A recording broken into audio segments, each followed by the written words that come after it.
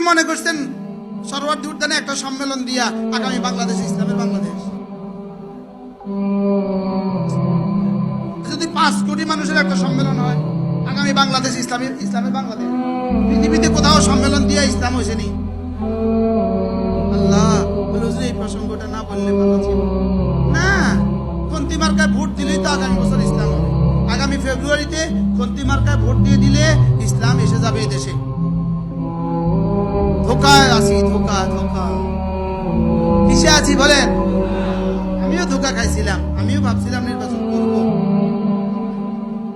এখন দেখি যে ধোকার সাগরে আছি। বলেন বলেন বলেন বলেন, যারা আগামী বাংলাদেশকে ইসলাম দেওয়ার জন্য নির্বাচনের জন্য নাম দিতেছেন, আপনি ধোকার সাগরে আছেন। যদি আপনার একদিনের ফজরের নামাজ ছুটে যায় নির্বাচন করতে গিয়া, আপনার এই নির্বাচন দিয়া এক সাররাও হাসরের মধ্যে পাইতেন না, ফিডা ছাড়া আর কিছু থাকতো না। কি বলছি বলেন? আরেকজনের দেয়ালে পোস্টার লাগাইছেন, ওই বেটার দেয়ালের চুন উঠে গেছে আপনার পোস্টার লাগানোর কারণে, হাসরের মধ্যে এটা জবাব দিয়েও কুল পাইতেন না।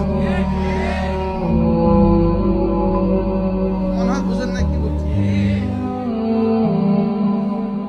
আরেকজনের দেয়ালে রং নষ্ট করছেন পোস্টার লাগাইয়া, এই রং নষ্ট করার জবাব দিয়েই তো কুল পাইতেন না আপনি।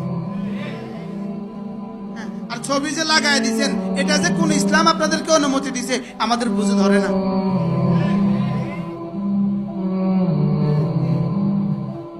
লক্ষ লক্ষ ছবি যে লাগাই দিচ্ছেন, এটা যে কোন কোরআন আর হাদিসে অনুমতি দিছে আমাদের বুঝে ধরে না। এই ছবি দিয়ে কোন দেশে যে ইসলাম হয়েছে পৃথিবীতে, এটা আমাদের জানা নাই। বলেন পোস্টারে ছবি দিয়া বলেন ইসলাম কোন কোন দেশে কায়েম হয়েছে? হ্যাঁ, এটা ইতিহাসবিদ তারা কেউ জানে না। ইতিহাসবিদ তাদের কাছে এটা কি নাই বলেন? জানা না। না, ইতিহাসের কোনো পৃষ্ঠায় এটা লেখে নাই, ইতিহাসের কোনো পৃষ্ঠায় এটা আসে নাই। বলেন কি বলছি বলেন? ইতিহাসের কোনো পৃষ্ঠায় কি আসে নাই? এটা আসে নাই। গণতন্ত্র দিয়ে ইসলাম হবে, গণতন্ত্র এই জন্য বানাইছে